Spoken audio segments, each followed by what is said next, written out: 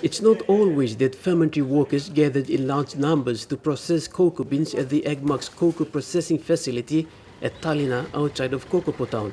But over the last 8 days, it was different here.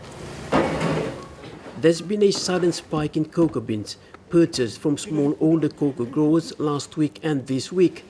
Fermentary workers are racing against time to process the beans before the next lot arrives.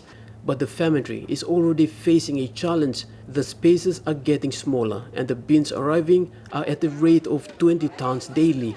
Inside the fermentary, it is evident. The boxes are filled and the cocoa dryers are almost filled to their brim. All box plumibla. Normally one box is catering more than 2.5 tons.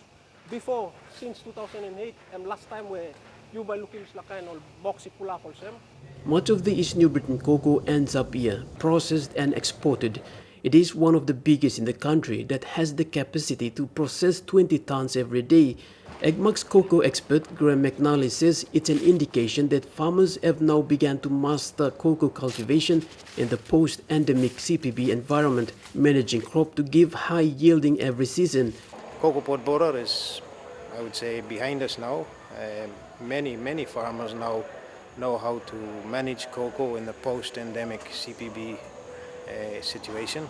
Cocoa export business for Agmark has been severely impacted by a drop in volume due to the cocoa pod borer that put the company at a position that hasn't been able to meet demands from overseas cocoa buyers. And that has really met what we could not meet a couple of months ago. Cocoa analysts say CPB will not be eradicated, but its impacts can be overcome.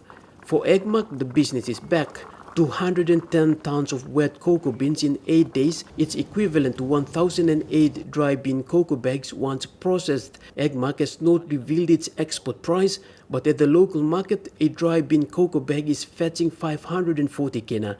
And based on this rate, 1,008 bags have already fetched 500,000 kina. Edwin Fidelis, National MTV News, Kokopo.